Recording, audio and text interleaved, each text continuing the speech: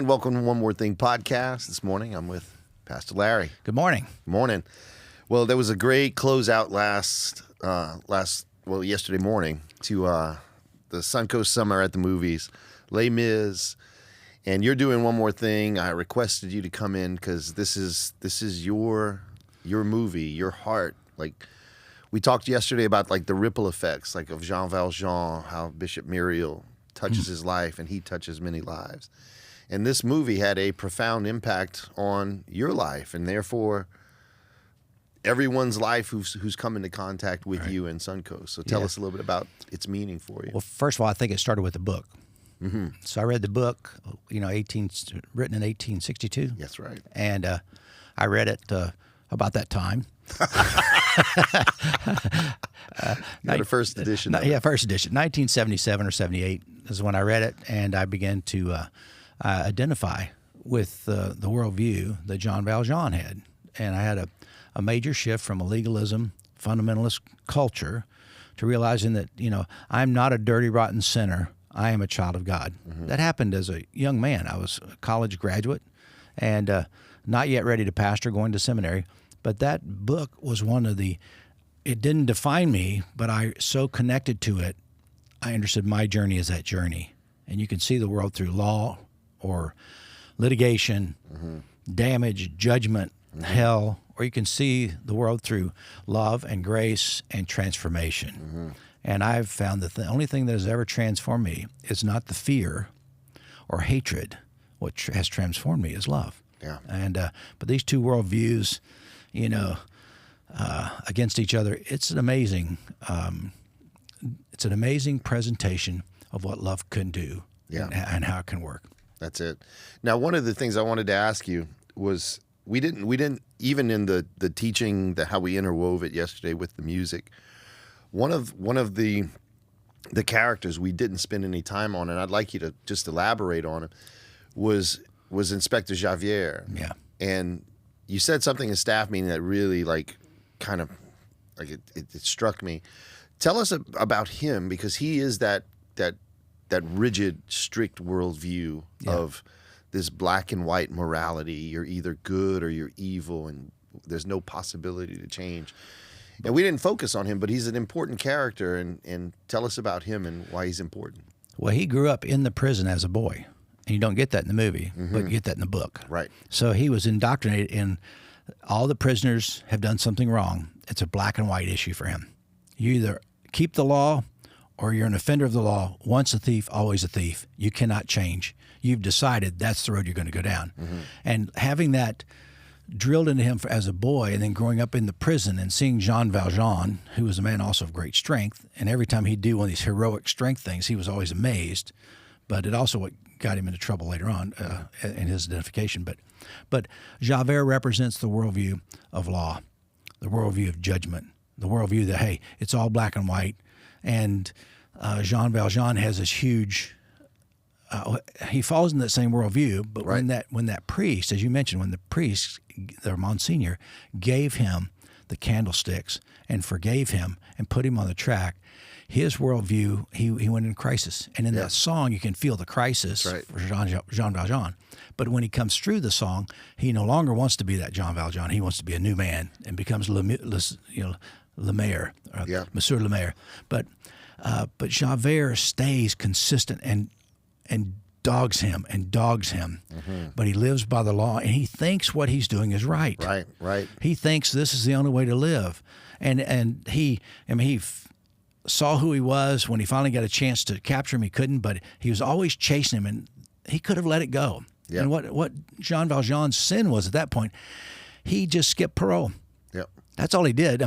5 years for stealing bread, 14 for trying to escape. We finally get out, and you got to report every city you go to. If you don't report, then we're going to send you back to jail. Yep. Well, Jean Valjean tore up his papers after his big paradigm shift, after his religious transformation. And Javert couldn't let it go. And later, when Jean Valjean has the opportunity to kill Javert, he's captured behind the revolution, behind the barricade, and he said, I'll take care of this man. He takes him out back, and he has a gun. He shoots it in the air, and he says, you're free to go. And he said, look, there's no conditions here. I'm still going to arrest you if I get a chance. my worldview will not let you go. That's right. And he said, look, you do what you have to do, but I'm letting you go because in my heart, this is the right thing to do. That's right.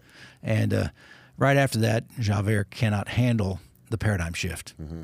I mean, we don't deal much with it, but his paradigm was so much in the law, so much hatred, so much defined by purely black and white, that he could not comprehend why he would even do this. And it gave him such confusion in his mind, in his heart. And he walks along the wall at the top of this sewer system, multi-stories down, and he says, I just can't live in that worldview. I refuse to, because it screws everything up in my head. Yeah. And he jumps off and kills himself. Yeah.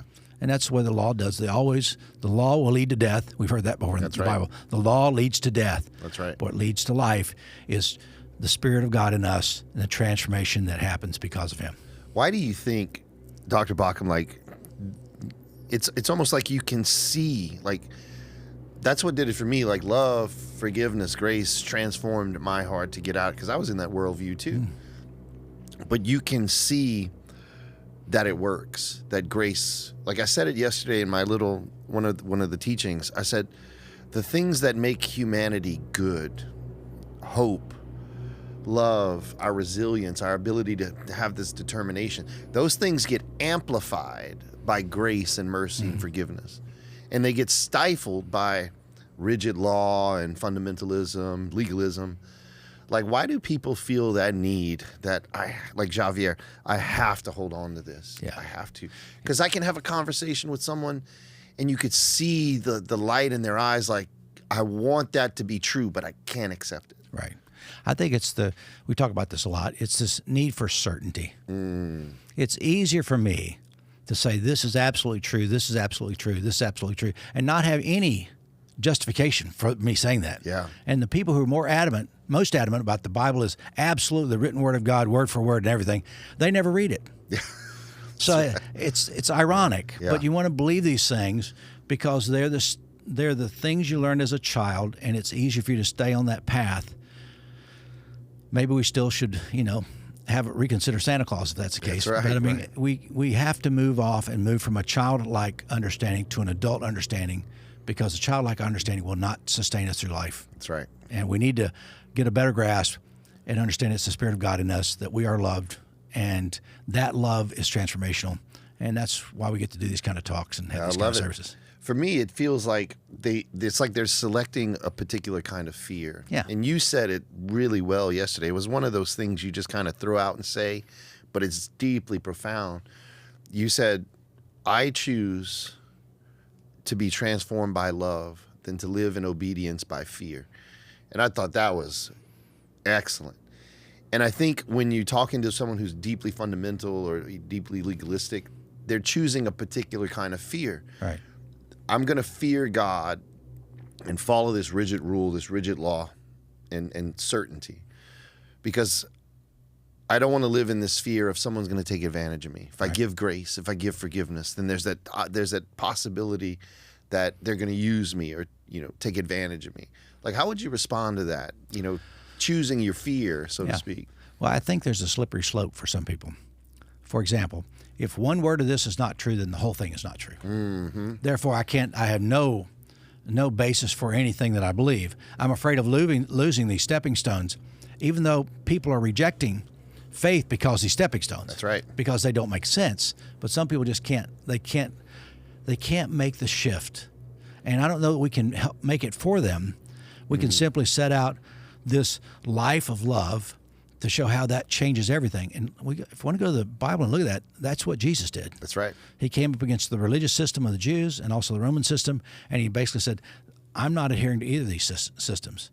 Let me tell you a more excellent way. And he talks about love, and he shows even through going in the place of danger, he is uncompromisingly the love of God in the flesh. Yeah. And we see a great example of that. But it'd be a lot easier for Jesus or anybody to say, look, this is what this says, and I won't do this because it disturbs people. I don't want to rub you the wrong way. Right. Man, Jesus was always, like you pet the cat, he was rubbing him backwards, and they don't like that. So he was going against the grain. And that's okay for us too, but we need to do it in a way that is non-judgmental. That's right. That's loving and kind. And if I could say, I'm okay with you believing what you want. And here's the amazing thing. I have been there, and those have been my beliefs, but my heart has transformed to understanding it in a better way. Yeah. It's okay. You can be there. But once you get on this side and you discover the guilt is gone, the fear is gone, it's more healthy, it's non-toxic, Yeah. it is more gracious. I'm a better person in this path than I was in that path. Yep. And I want people to discover, as Paul says, the most excellent way. That's right. Man, it was just great, from the singing to the teaching, introduction by Brett, the conclusion by you. I think it was just a powerful way to conclude what I thought was an excellent series, and a series that brought a lot of excitement. And we're on to a new one this week. You're up to teach. Yep, it's from Philippians. It's connection. Connections. And we're going to talk about connection, inspection, reflection. Nice. There's lots of lots of rhyming words that go with that are very much part of that whole thing. So it'll be a good study from the book of Philippians. So that should be Excellent. good. Man. Can't wait. Thanks, Dr. Baucom. My pleasure. Thank you.